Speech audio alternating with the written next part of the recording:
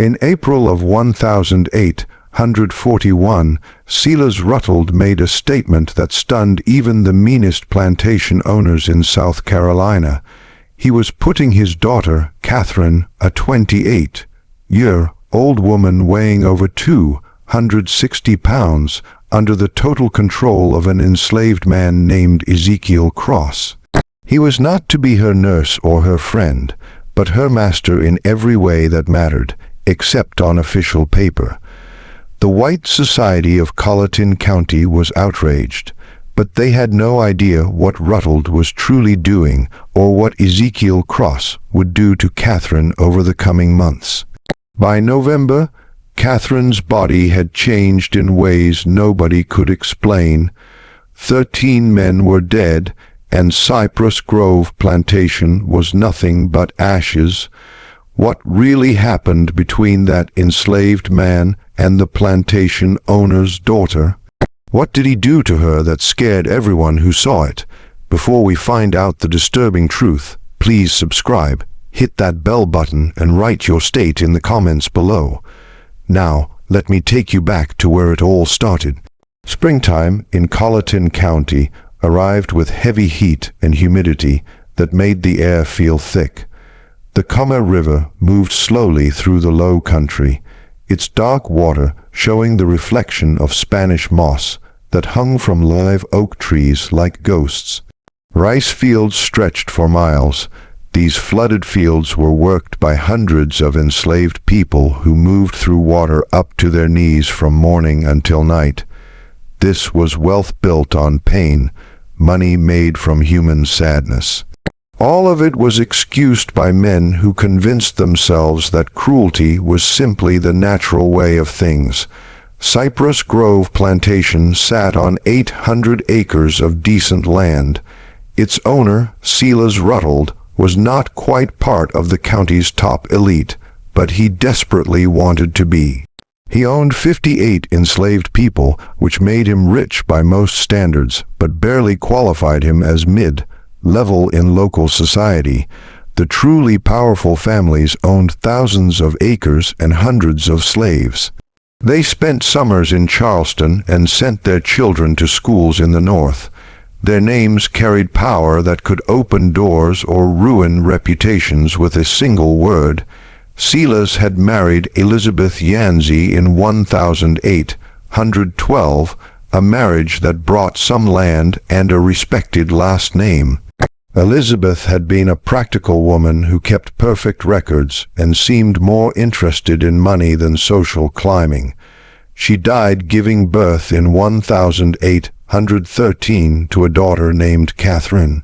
For 28 years, Silas raised Catherine alone while focusing his energy on getting into the inner circles of county power.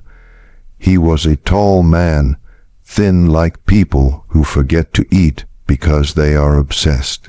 His hair had gone gray early, giving him a strict look that matched his cold personality. In business, he was known for being smart but honest enough, the kind of man who would make hard deals but keep his word. His daughter Catherine had grown up alone, taught by tutors, never quite belonging anywhere. By 1841, she was 28 years old and weighed nearly 260 pounds. Her body was swollen from years of medicine given by doctors who said she had hysteria and nervous disorders. She suffered violent fits where she would scream and throw things. She had attacked her father with a letter opener the year before, leaving a scar on his left hand. The white society of Colleton County whispered about her with fake pity. Poor Silas Ruttold, stuck with a crazy daughter. What a shame. She had been such a pretty child. None of them knew the truth. None of them knew what Catherine had seen when she was 12 years old, or that her madness was not madness at all, but a normal response to living with monsters. The letter arrived on April 7th, delivered by a private messenger. Silas opened it in his office, expecting business mail. Instead, He found 3 pages on expensive paper sealed with red wax showing a symbol he knew immediately. A blade crossed with wheat stalks, the mark of the brethren of the harvest. The brethren were 13 men who gathered in the dark to perform rituals they believed made the land stronger through blood sacrifice. They mixed old European traditions with beliefs taken from enslaved people who understood spirits and power. They believed the strong were meant to eat the weak, literally when necessary. Silas had joined in 1822. He had gone to perhaps 40 gatherings over 19 years, taking part in rituals that ranged from disturbing to monstrous. The letter told him he was in debt. He owed $12,000, borrowed over years of gambling losses and bad investments, an impossible amount. Paying it back would require selling most of his land and all his slaves, destroying everything he had built. But the letter offered another choice, a show of loyalty from members in hard positions. Silas would take his daughter Catherine and place her under the complete power of one of his enslaved men, not for a short time, not as a punishment, but as a real transfer of responsibility lasting 1 full year. The enslaved man would have total control over her body, her daily life, and her treatment. Silas would announce this publicly at a gathering of the county's important families, explaining it as an extreme medical step for his daughter's sickness. The shame would be total. In a society where white women were supposed to be precious and protected above all others, Silas would be saying his daughter was worth less than his property. But if he agreed, his debt would be wiped away, and the brethren would give him money to fix his position. Silas sat in his office for hours that night. He thought about his choices. Losing his money would destroy him completely. The brethren knew every judge, every lawyer, and every politician in the area. They could make him disappear if he became a problem, or he could sacrifice his daughter's dignity to keep his own spot. It was the choice society had trained him to make: property over people, power over right and wrong. He wrote his acceptance by candlelight and sent it before the sun came up. 3 days later, another letter arrived with a name and a short history. Ezekiel Cross, age 33, bought recently through a middleman from a Virginia plantation. Skills included carpentry and herbal medicine. Personality listed as quiet and obedient. What the letter did not say was that Ezekiel Cross had been picked specifically for this job, that his place at Cypress Grove was no accident, and that he carried his own burning need for justice and the patience to wait for exactly the right time. Ezekiel arrived on April 13th in a wagon driven by a slave trader named Henderson. The wagon pulled directly to the big house, which was unusual since most slave deals happened near the barns. Silas came out onto the porch, shielding his eyes against the morning sun. In the back of the wagon sat Ezekiel. The first thing Silas noticed was his eyes. Most enslaved people looked down to survive, but Ezekiel looked directly at Silas, his face calm and judging. It made Silas very uncomfortable. Ezekiel was tall, perhaps 6'2", with wide shoulders and lean muscle from a lifetime of hard work. His skin had no whipping scars. His clothes were simple but clean. His hands were large and tough, but his fingers moved with care that suggested skilled work rather than just brute strength. Henderson climbed down and handed papers to Silas. Ezekiel Cross as requested. Previous owner said he was quiet but able. Your associates want you to know this one was carefully picked. Silas barely looked at the papers. He spoke to Ezekiel directly. You understand why you are here? Yes, sir. Ezekiel's voice was deep and steady with a slight Virginia accent. "My daughter is sick. You will be responsible for her care. Doctors have failed. You claim to know about herbal treatments." "My grandmother was a healer, sir. She taught me before I was sold." The deal finished quickly. Ezekiel was shown to a small cabin near the main house, separate from other slave housing. He was given basic supplies and told his duties would start the next day. He was told that his only job was Catherine's care, and that failure would have bad consequences. Ezekiel nodded and said, "Yes, sir," when needed. Then he was left alone. For the first time since arriving, he let his face change. His jaw relaxed, his shoulders dropped.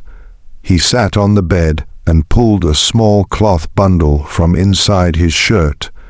He opened it carefully, showing a piece of old paper with 3 names written in a child's shaky handwriting.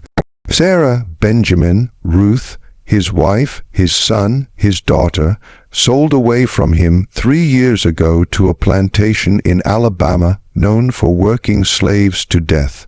He had learned they all died within 18 months. Sarah from untreated fever, Benjamin from an injury that got infected, Ruth from simply giving up, a 6-year-old child who stopped eating because she could not understand why her family had been torn apart. And Silas Ruttold had been the one to sell them. Not because he needed money, not because they had done anything wrong, but because he had been showing the brethren that he could make hard decisions without feelings. He had split a family like wood for burning. Ezekiel had spent 2 years working his way south, purposely getting sold from plantation to plantation, always gathering information. He learned about the brethren through whispers. He learned about their rituals and members. He learned they thought they were above any punishment. When the chance came to be sold to Ruttold specifically, Ezekiel knew this was his shot. He would have access to Ruttold's house, to his secrets, to his weak spots. And sometimes justice came not from courts or laws, but from patience and planning and being willing to become exactly as scary as necessary. He folded the paper with the 3 names and put it away. Then he lay back and stared at the ceiling and began planning what came next. His first day started on April 14th. A house slave named Judith, middle-aged with graying hair, brought him to Catherine's room on the 2nd floor. She knocked nervously. "Miss Catherine, your father has brought someone to help with your treatments." A crash came from inside, something heavy hitting the wall. Then Catherine's voice, slurred but full of hate. "I do not want more treatments. Send him away." Judith looked at Ezekiel with pity. "She has bad days. This is one." Ezekiel opened the door and stepped inside, closing it before Judith could follow. The room was big but dark. Heavy curtains were closed. The air was stale, smelling of dirty bedding and something else, the sweet rot smell of mercury. Books were scattered across the floor. A broken picture lay against the wall, clothes everywhere. Catherine sat in a chair by the cold fireplace, wrapped in a dirty dressing gown. Her dark hair hung loose and messy. Her face was puffy, eyes unfocused. Her hands shook constantly on the chair arms.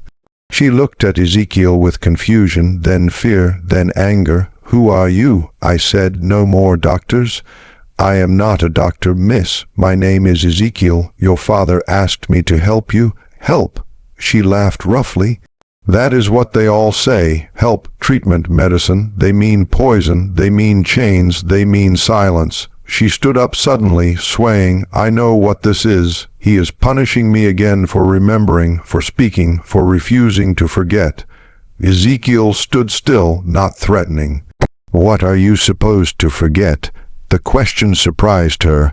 Her anger flickered to something more vulnerable. "You do not know." "I know nothing, miss, only that your father says you are unwell." Catherine studied him closely, as if really seeing him for the first time. "You are not from here. Virginia originally, miss. Do you know what happens in this house, what they do in the cellar?" Ezekiel's heart beat faster, but he kept his face plain.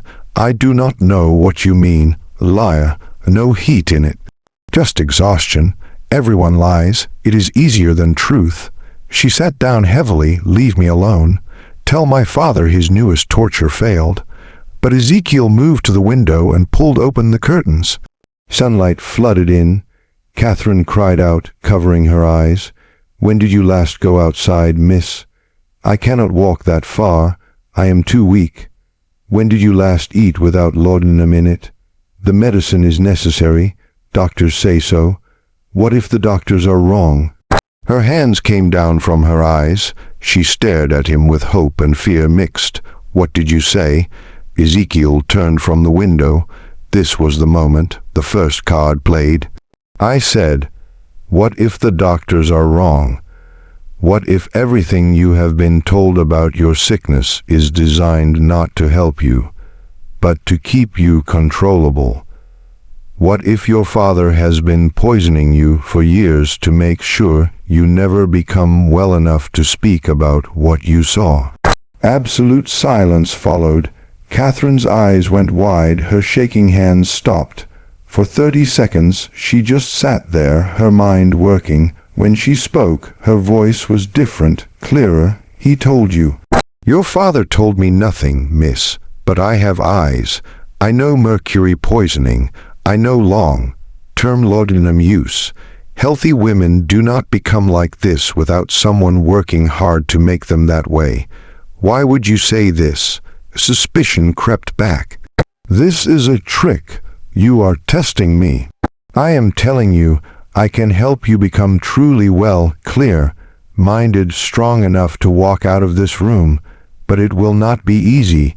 Your body has been dependent on those medicines for years. Stopping will be painful. You will feel worse before better, and your father will not approve." "Then, why would you do it?" Ezekiel met her eyes. "Because I have my own reasons for wanting Silas Ruttell to suffer.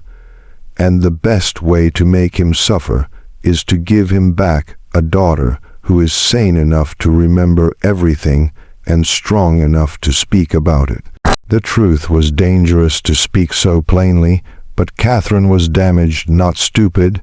She would see through tricks, but a real shared goal, that she might believe. "You want revenge on my father?" "Yes, miss." "What did he do to you?" "He sold my family, my wife and 2 children, sent them to their deaths for no reason except to prove something to people who judge worth by cruelty." Catherine took this in, then nodded slowly. "The brethren. He sold them for the brethren." It was not a question. "The brethren, miss, you do not know." She laughed. Something wild was in it. "You will learn. Everyone learns eventually." She leaned forward. "If I agree, if I let you help me, what happens then?" "You get well, miss, and when you are well, we decide what to do next. I have my revenge to plan. You have yours. Perhaps they match." Catherine studied him closely. Finally, she spoke. "I want them all dead. My father, Judge Pelham, Reverend Crenshaw, all of them. Every man who stood in that cellar. I want them to suffer first, to know it is coming, to beg. Then I want them dead." The hate was shocking, not for its strength, but because it came from someone dismissed as crazy and harmless. This was not madness. This was rage concentrated by years of silence. Ezekiel nodded. "Then we have an understanding, Miss Catherine. If we are plotters, use my name. I cannot, miss, not where anyone might hear. We must be careful. Then know something, Ezekiel. Catherine's eyes shone dangerously.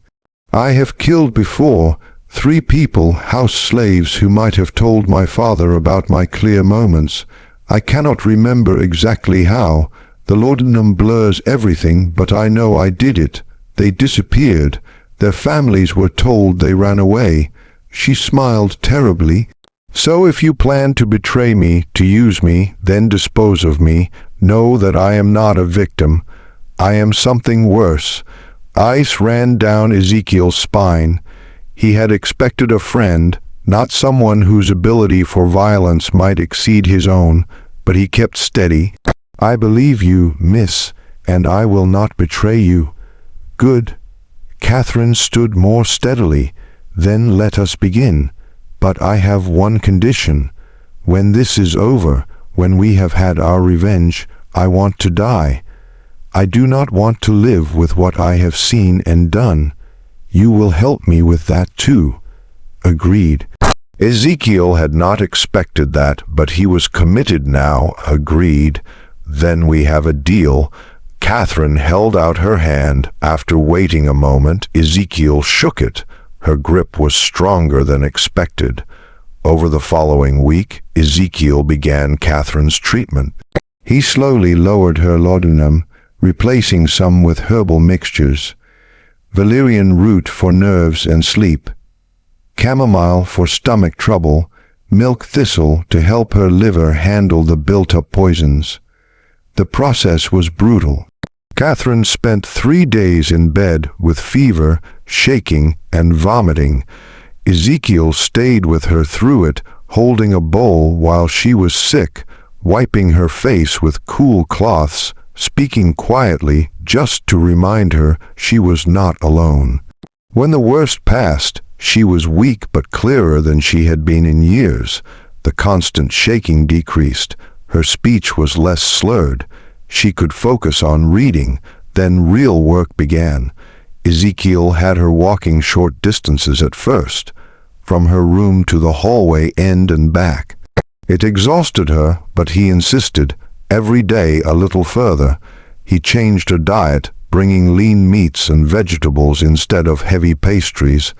He limited portions strictly, though she fought him. Years of using food as comfort made saying no difficult.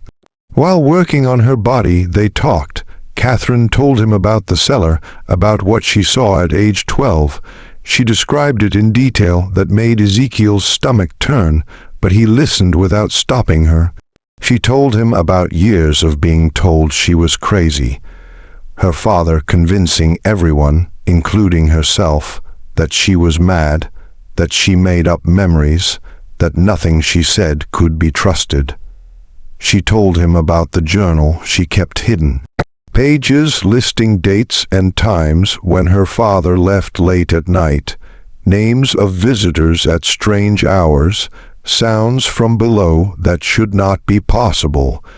Ezekiel told her about his family, about Sarah, who sang while working and taught their children to read despite the danger, about Benjamin, who at age 8 could do math that amazed the overseers, about Ruth, who loved flowers and picked wild blooms to make their cabin beautiful. He told her how Silas came to the Virginia plantation with a buyer's paper, how he looked at them like livestock, how he agreed to buy all 3 for a reasonable price, then changed terms at the last moment, saying he only needed the woman and children, not Ezekiel, how he purposefully split the family for no practical reason, but simply because he could. He smiled when he did it. Ezekiel said quietly, "That is what I remember most. My son crying, holding my leg, begging, my wife trying to be strong, telling Benjamin to be brave, and your father smiled like it pleased him to cause that pain." Catherine listened with newly clear eyes. "I am sorry. I know sorry is just a word, but I am sorry you suffered because of what my father is. You are not responsible for what he does, miss. No, but I am responsible for what I do next, and I promise you, Ezekiel, he will pay for what he took from you. They will all pay." The formal announcement was set for April 29th, 41 people gathered in the Cypress Grove dining room for what invitations called an important family announcement. The county's elite arrived in carriages. Judge Pelham with his wife Eleanor, Reverend Crenshaw with his daughter, Marcus Fanning and his family, Benjamin Lyall from the bank. The meal was fancy. Seafood, roasted duck, many rice dishes, sweet potatoes, fresh bread, a tall cake for dessert. Through it all, Catherine sat at her father's right hand, eating very little, speaking when spoken to, but offering nothing. Ezekiel served alongside other house slaves, moving quietly, refilling glasses, clearing plates. He was invisible to most guests, but he listened to every word, watched every interaction, and saved every piece of information. After dessert, Silas stood and tapped his glass. "My friends, thank you for joining us. As you know, Catherine has been sick for years. We tried every treatment, doctors from Charleston, a specialist from Philadelphia. Nothing helped until recently." He pointed toward Ezekiel. "2 weeks ago, I brought in Ezekiel, who has knowledge of herbal medicine. As you can see, Catherine is much improved, clearer, calm, more herself than in many years." Polite murmurs went around the table. Catherine kept her face plain, though Ezekiel saw her hands gripping her napkin beneath the table. This improvement, Silas continued, has led to a difficult decision. Catherine needs ongoing care more intense than our household can provide. After much thought, I have decided Ezekiel will take full responsibility for my daughter's welfare. He will have complete power over her treatment, daily activities, and living arrangements starting immediately. The murmurs changed tone, confusion now. Several guests looked at each other. Mrs. Pelham's face showed shock. Marcus Fanning spoke up. "Silas, I do not understand. You are placing your daughter under a slave's care permanently." "I am placing her with someone who succeeded where others failed. My daughter's health is more important than social rules." "But surely," Reverend Crenshaw said carefully, "there are other options. A companion, a nurse, someone more appropriate." Silas's face got hard. "I have made my decision." Catherine agrees. "Do you not, daughter?" All eyes turned to Catherine. This was the moment she could refuse, could expose everything, could bring it all crashing down. Instead, she smiled, small, controlled, revealing nothing. "I trust my father's judgment. Ezekiel has been kind, and his treatments help. I am content with this arrangement, perfectly delivered." But Ezekiel saw what others did not, saw her knuckles white on that napkin, saw the flash in her eyes promising violence. She was playing the required role, the obedient daughter, but inside she was screaming. The evening passed in awkward conversation. Some guests left early. Others stayed to speak with Silas privately, asking questions they did not want public. Ezekiel caught pieces of it. "Are you certain this is wise? What will people say? The brethren will not approve of this becoming public." That last part came from Judge Pelham, spoken low near the study. Silas's response was too quiet to hear, but whatever he said made Pelham nod and clap his shoulder. By midnight, all guests had left. Catherine went to her room, Silas went to his study, Ezekiel helped with cleanup, then made his way upstairs. He knocked softly on Catherine's door. "Come in." She sat by the window, still in her dinner dress, looking out at dark grounds. She did not turn. "It is done then. I am officially your responsibility. Property of property, how silly." How are you feeling, miss? I want to burn this house down with everyone in it, but we must be patient. Is that not what you tell me? Yes, miss. I agreed because I want them to feel secure. I want them to think this is just my father's strangeness. I want them to forget about me while we work. She turned to look at him. Did you see their faces? The disgust, the pity. They think I am pathetic. They have no idea what we are planning. And what exactly are we planning, miss? Catherine moved to her dresser and pulled out a wooden box. Inside were papers covered in her handwriting. I have been writing down everything I remember for years. Dates, names, ritual descriptions coded so it looks like nonsense if found, but I can decode it. We have enough to destroy 20 men. And will anyone believe us, miss? A woman recently recovered from madness and an enslaved man? No, which is why we need proof they cannot dismiss. Real physical evidence. She pulled out one specific page. I know where they keep their records. The Brethren keeps a book of all activities, every ritual, every sacrifice, every member's part. It makes sure everyone is equally guilty. My father mentioned it years ago before he realized I would remember. Where is this book? In the cellar. There is a hidden room beyond the main room. I never saw inside, but I heard them talk about it. That is where they keep everything they cannot afford to lose. Ezekiel felt excitement mixed with dread.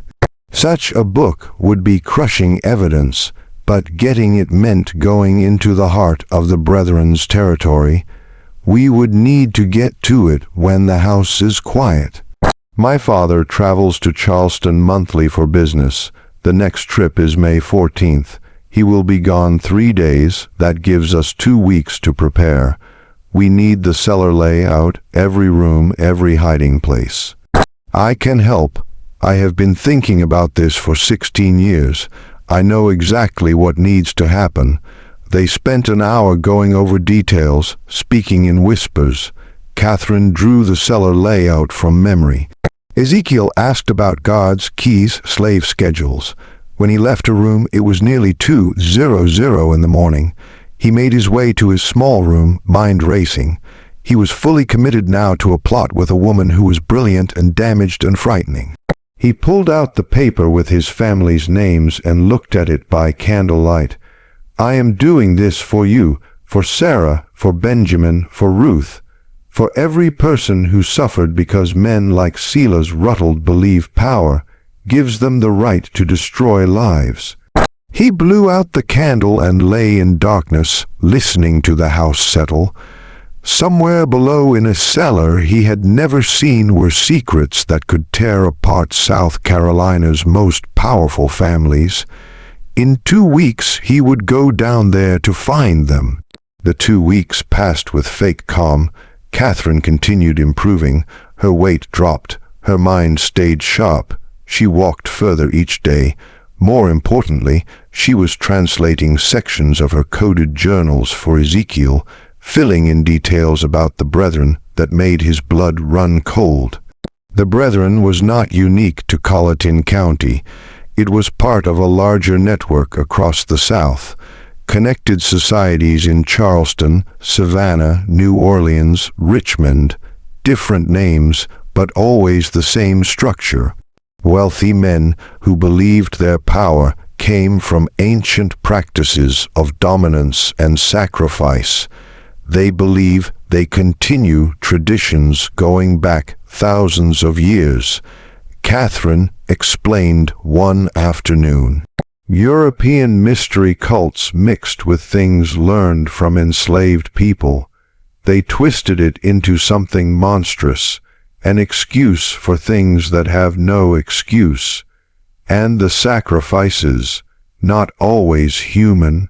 Sometimes animals, but other times they take people who will not be missed, slaves with no family, poor whites who wander onto their properties.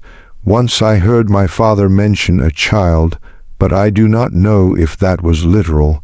Where do bodies go? Swamps on every plantation. Bodies go in and are never found. Alligators do the rest, and this book documents all of it.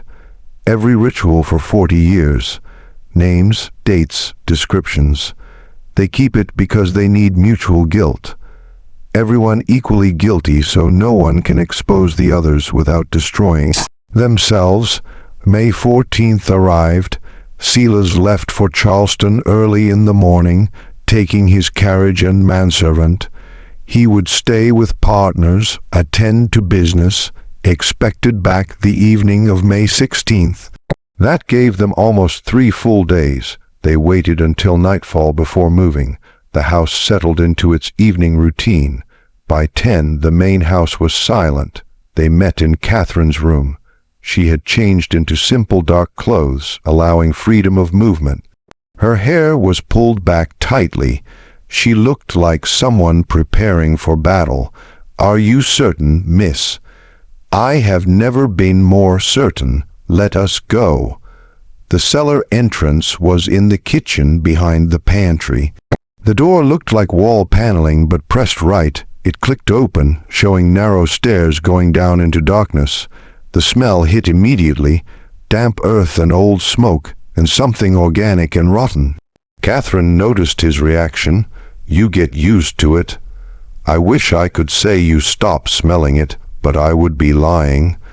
They went down carefully, Ezekiel carrying a covered lantern providing little light. The stairs were steep and worn, wood creaking. After 20 steps, they reached the bottom. The cellar was larger than expected, easily 30 feet square with low ceilings supported by thick beams.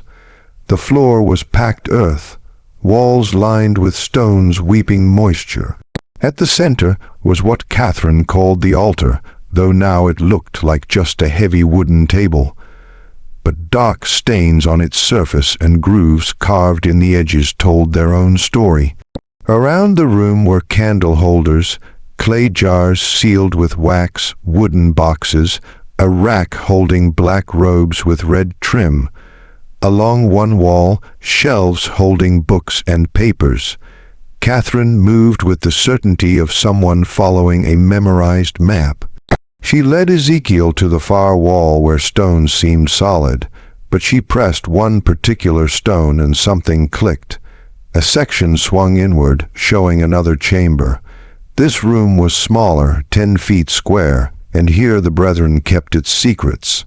The record book sat on a wooden stand in the center, massive, 2 feet tall and 18 inches wide, bound in dark leather with metal clasps. Next to it were smaller journals.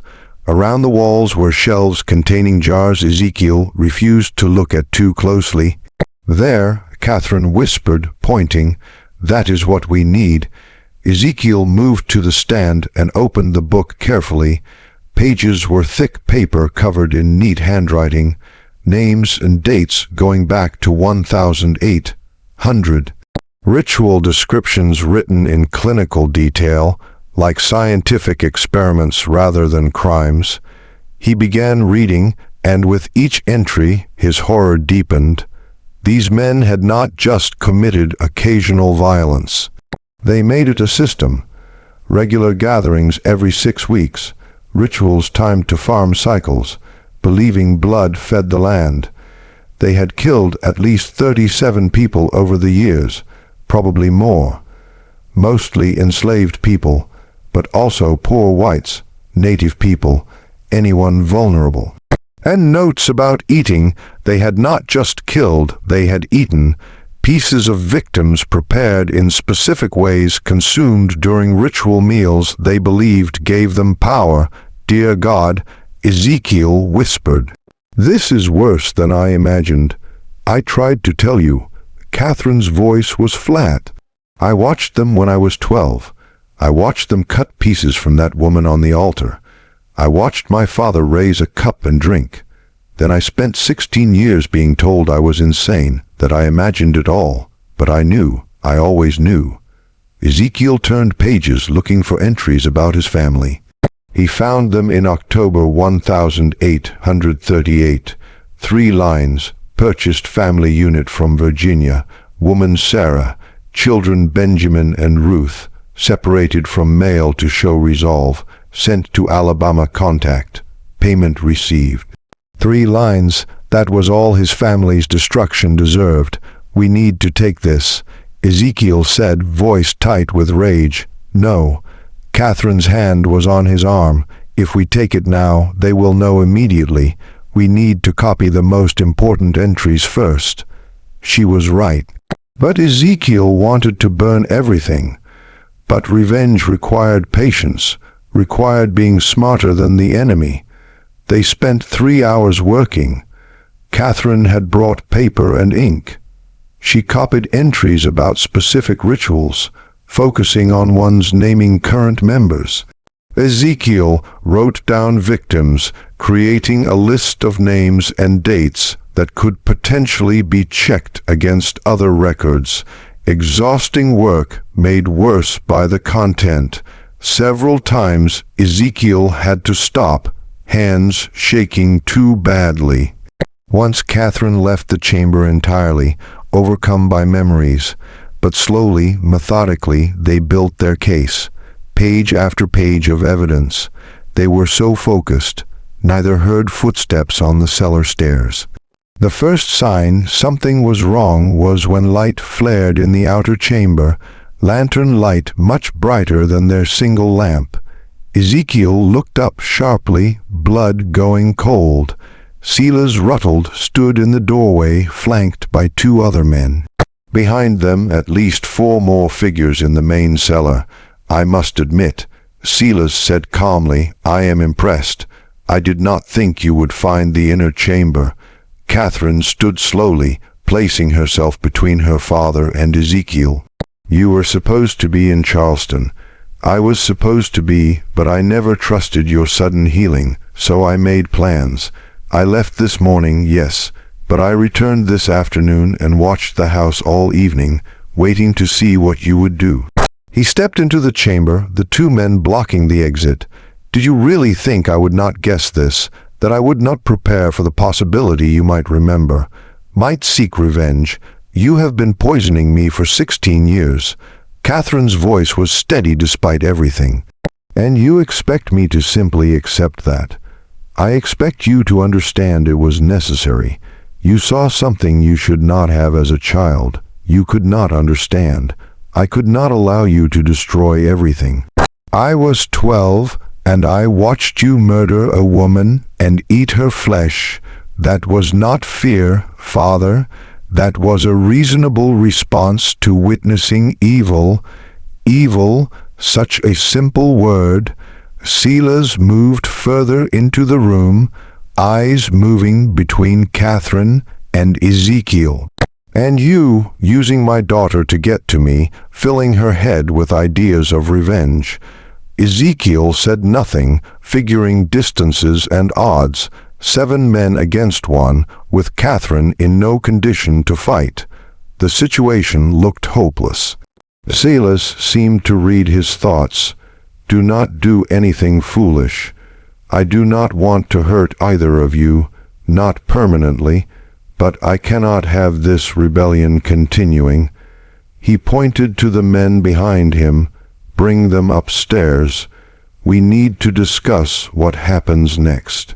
They were taken to Silas's study and locked inside together. The room had no windows except for 1 high transom, impossible to reach.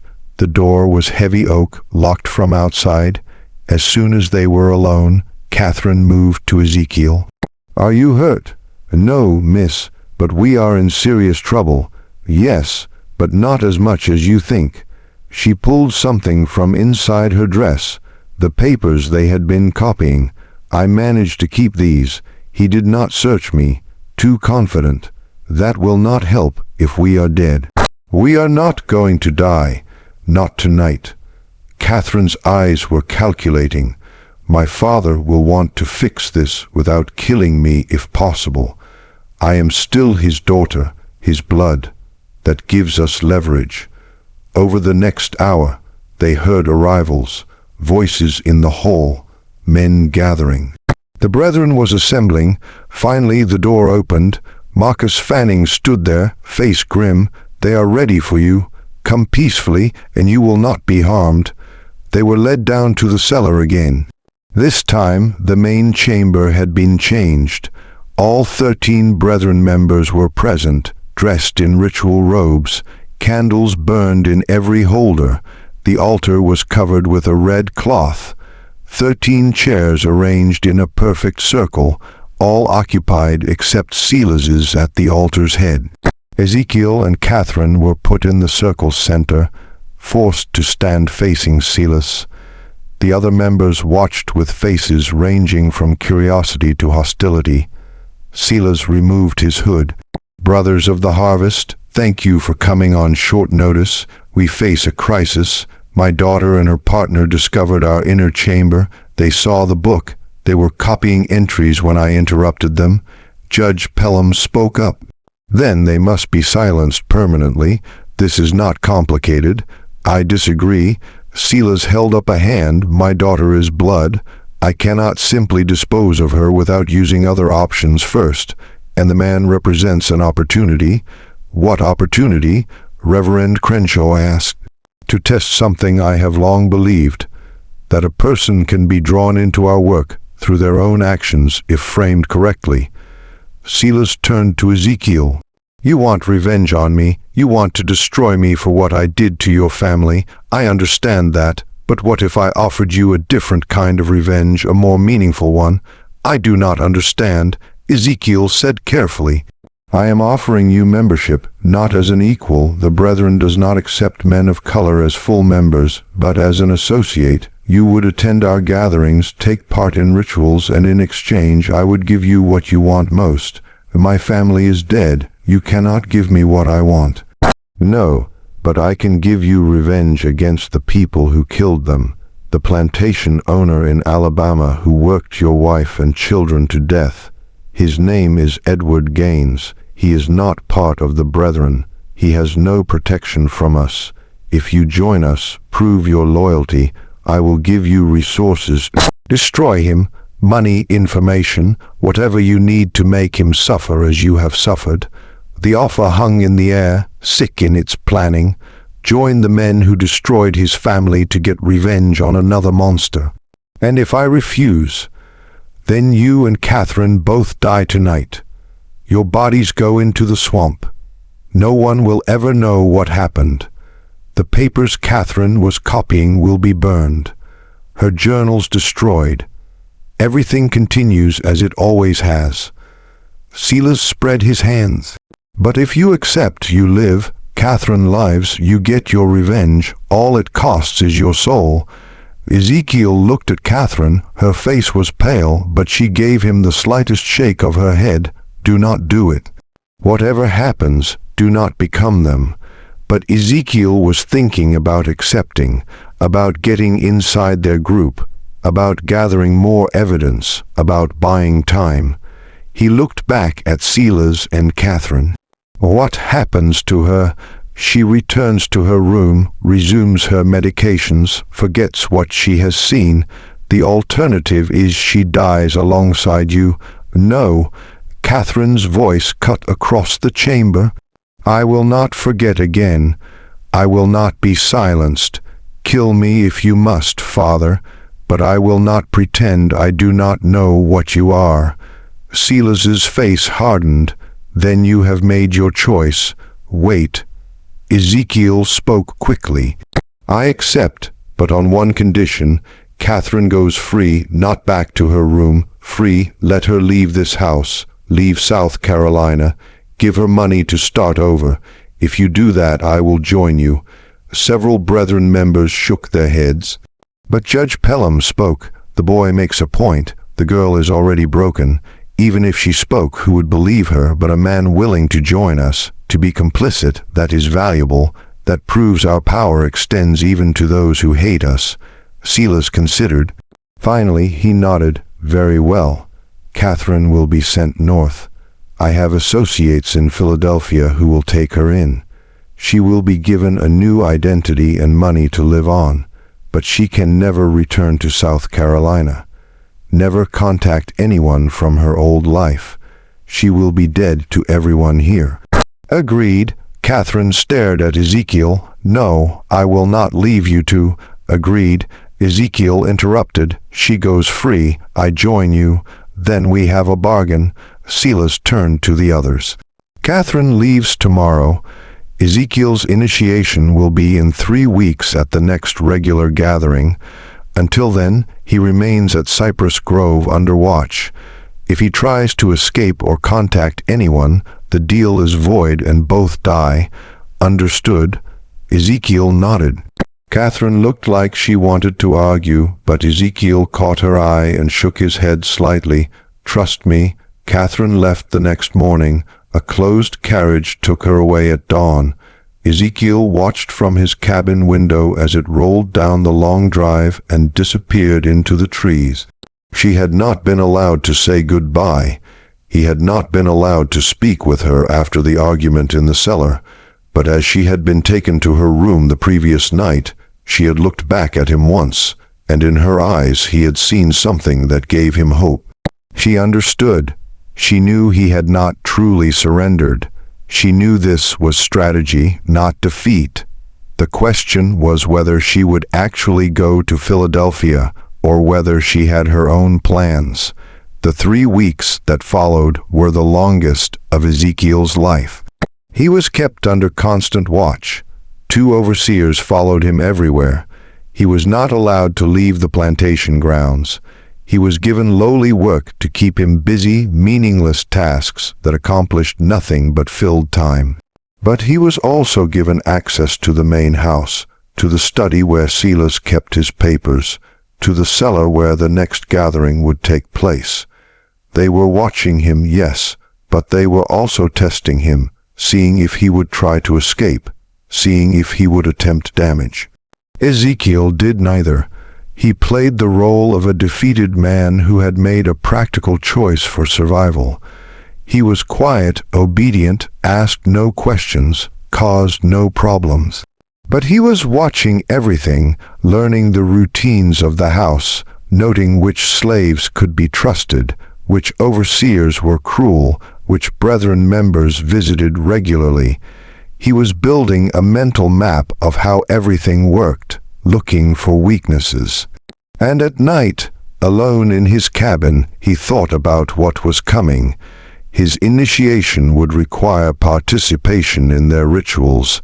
They would test him. They would want to make him guilty of something horrible, so he could never expose them without destroying himself.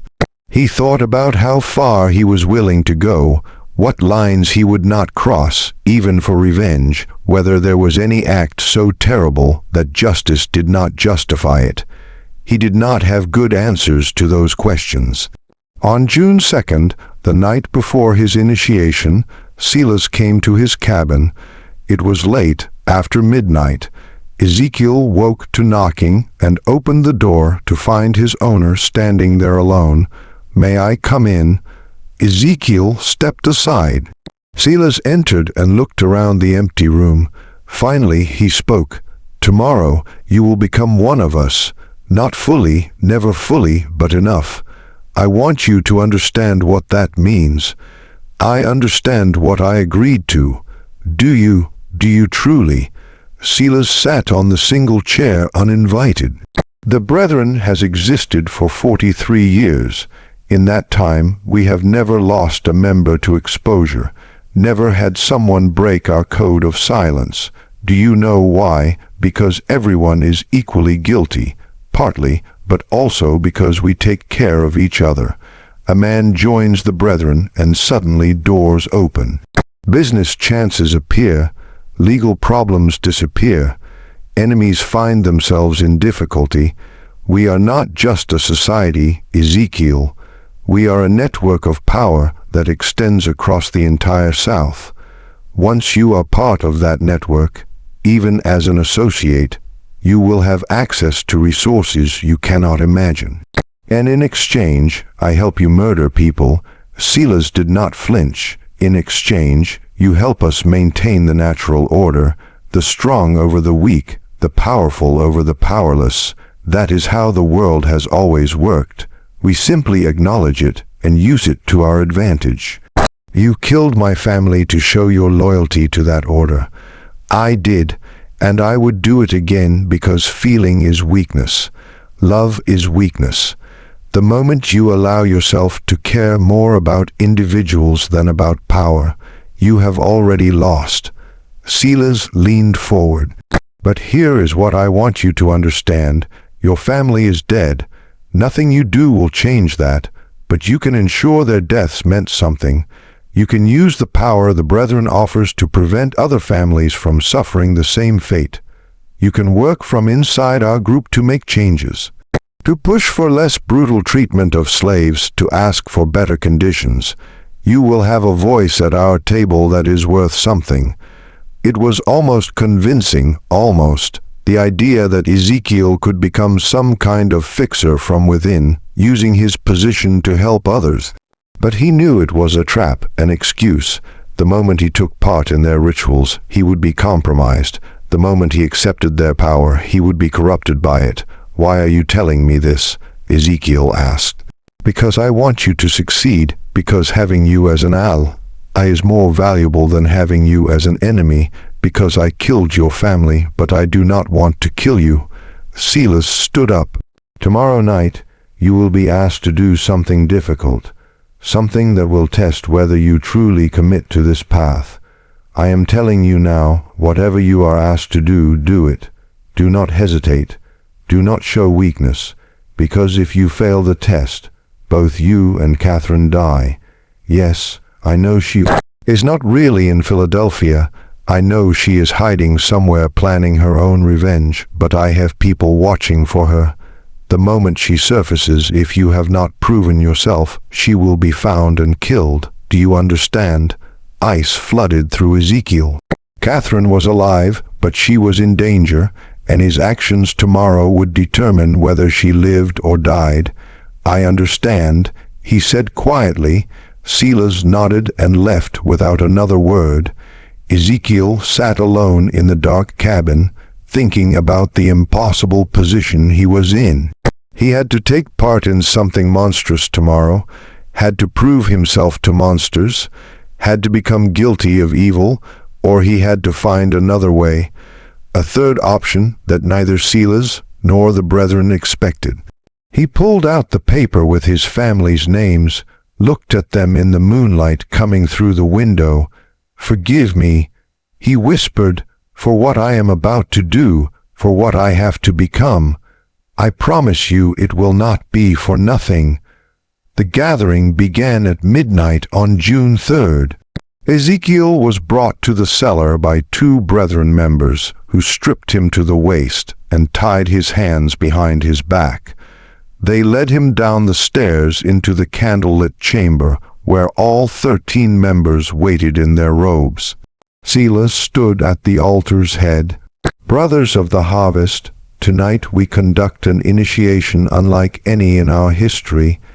We bring into our circle a man who has every reason to hate us, a man who has lost everything because of what we represent.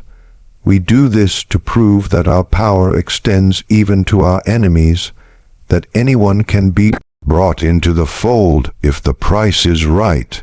He pointed, and 2 more Brethren members brought forward a figure bound and gagged, struggling weakly. They placed the person on the altar and stepped back. It was a young woman, enslaved, maybe 18 or 19 years old, terrified. "This is your test, Ezekiel," Silas said. "To join us, you must take part in our ritual. You must take the knife and make the first cut. You must prove that your desire for revenge against Gaines is stronger than your moral objections to our methods. If you refuse, you die here tonight. If you accept, you become one of us, and we help you destroy the man who killed your family." The other Brethren members began chanting low rhythmic sounds in a language Ezekiel did not recognize. The candles flickered. Shadows danced on the walls. Silas held out a knife. Long blade, wickedly sharp handle wrapped in leather. Take it. Make the choice. Ezekiel looked at the woman on the altar. She was crying, trying to scream through the gag.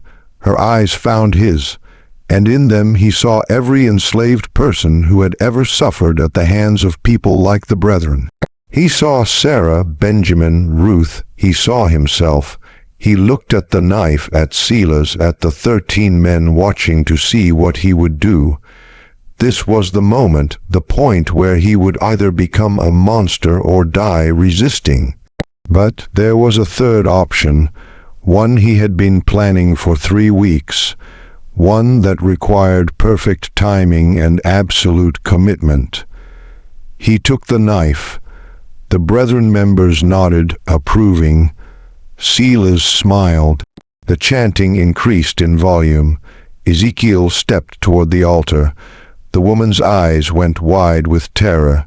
He raised the knife, and then he moved, not toward the woman, but toward the nearest brethren member.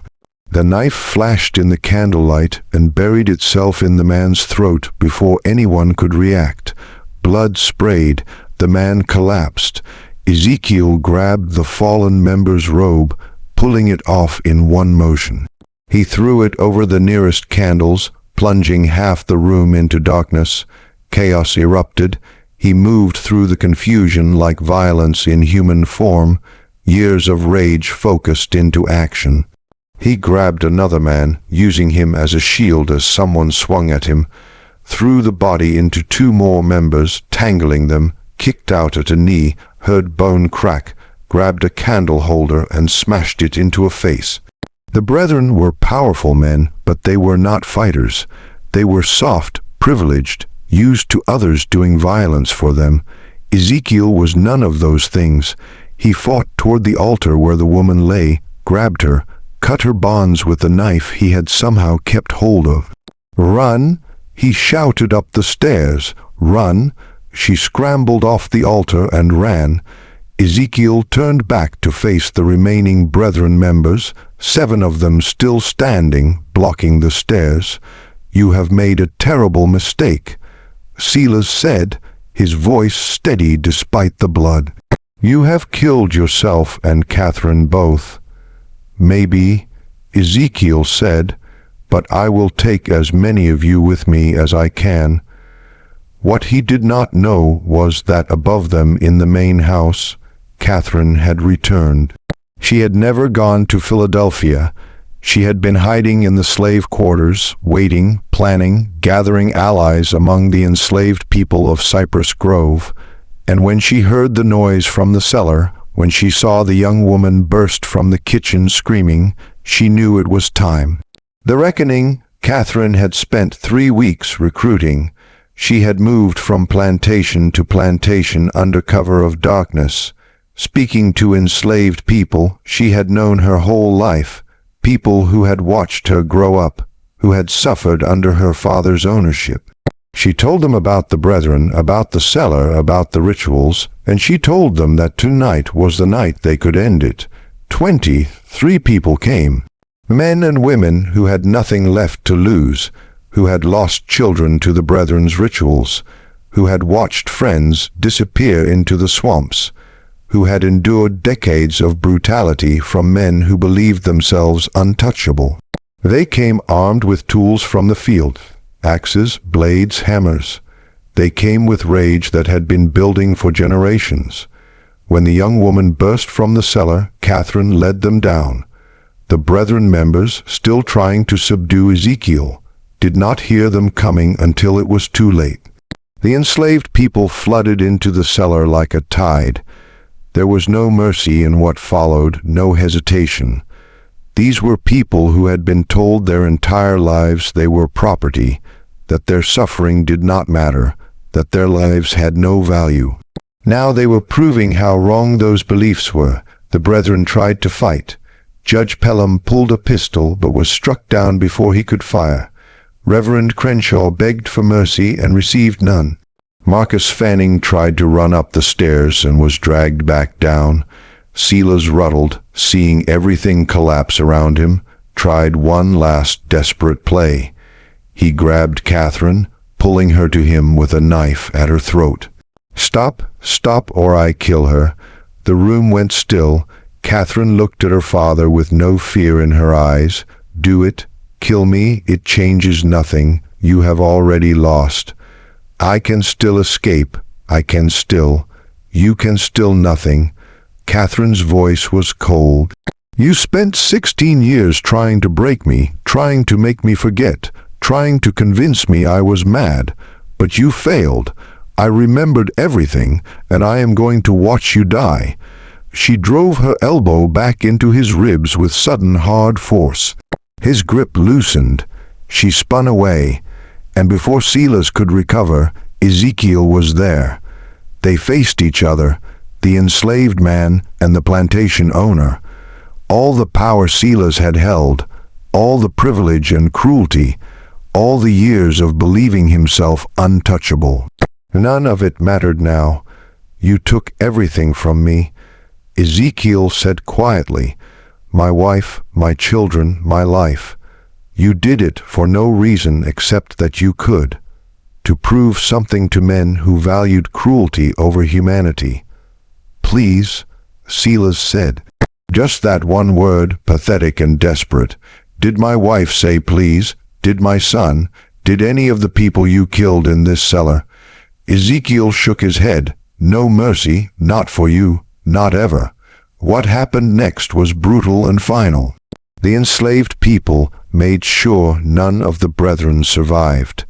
13 men who had believed themselves above consequence learned in their final moments that power was a fake idea, that cruelty always came home eventually. When it was over, Catherine stood in the center of the cellar, surrounded by bodies. She was shaking not from fear, but from release. 16 years of rage finally let out. Ezekiel came to her. "Are you hurt?" "No, are you?" "Small cuts, nothing serious." He looked around at the bodies. "What do we do now?" "Now," Catherine's smile was grim, "now we burn it all, the cellar, the book, the evidence. We destroy every trace of what happened here. But that evidence could prove what they did, could bring justice." "Justice?" Catherine laughed bitterly. Ezekiel looked around. "This is justice, the only kind we were ever going to get. If we try to take that book to authorities, what happens? We are hunted down and killed. The surviving brethren members in other counties come for us. This only ends if everyone believes the Cypress Grove chapter died in an accident. If there is no evidence, no witnesses, no story to tell. She was right and Ezekiel knew it. Then we burn it." They spent the next 2 hours preparing. The enslaved people who had helped them left before dawn, disappearing back to their various plantations. They would say nothing, they had seen nothing, they knew nothing. That was how survival worked. Catherine and Ezekiel poured oil through the cellar, stacked wood and sticks, placed the bodies in positions that might look like an accident if anyone investigated. Then they took the book and all the journals and placed them in the center of the altar. "Wait," Ezekiel said. He opened the record book one last time and found the entries about his family.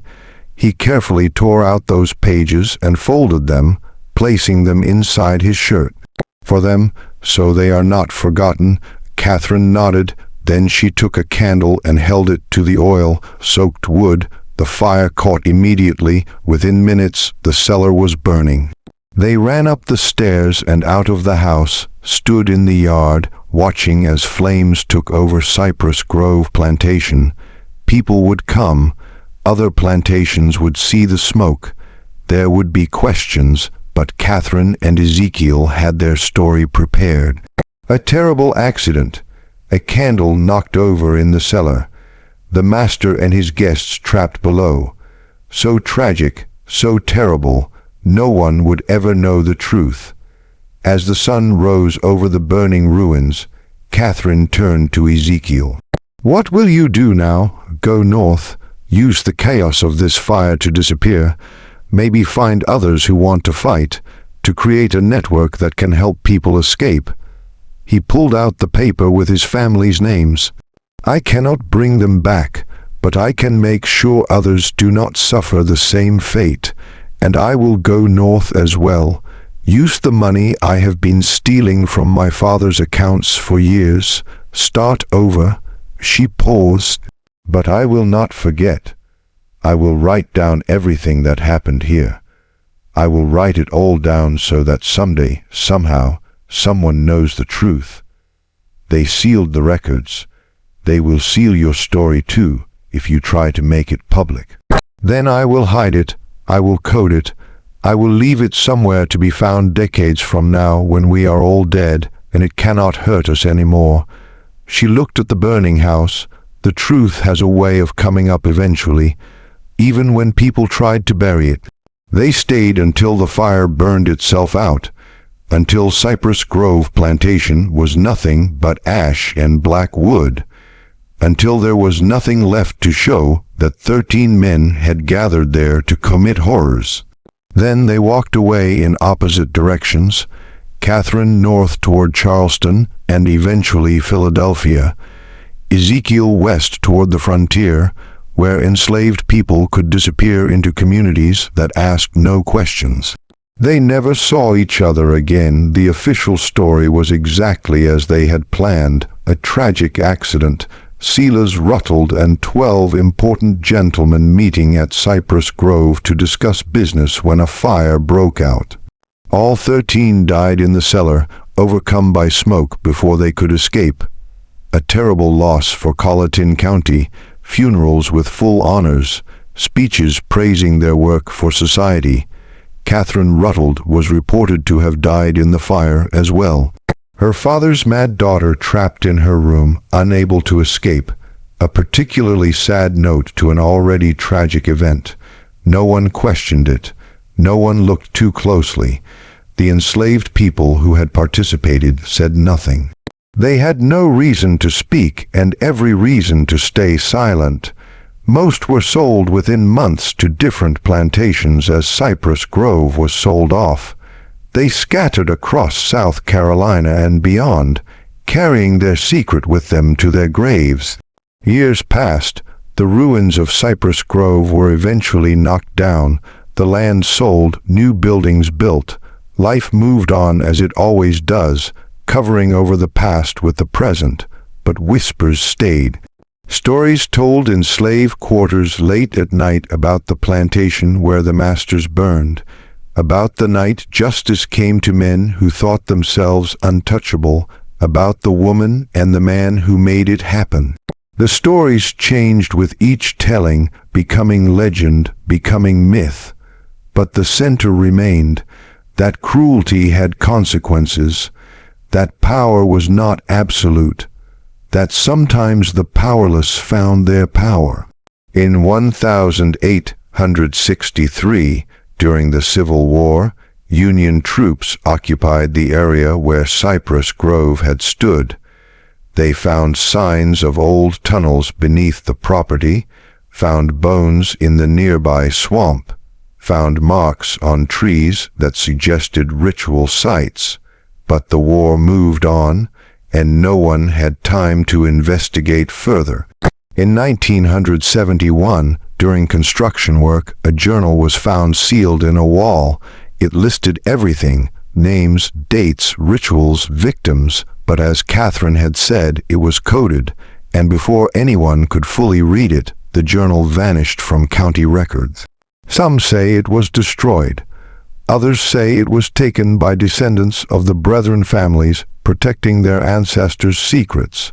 A few believe it still exists somewhere, waiting to be rediscovered when the time is right. What is known is this: 13 prominent men died in a fire in 1841. Catherine Ruttled disappeared shortly afterward, though no body was ever confirmed found. An enslaved man named Ezekiel Cross was reported sold to a plantation in Alabama, but no record of the sale exists.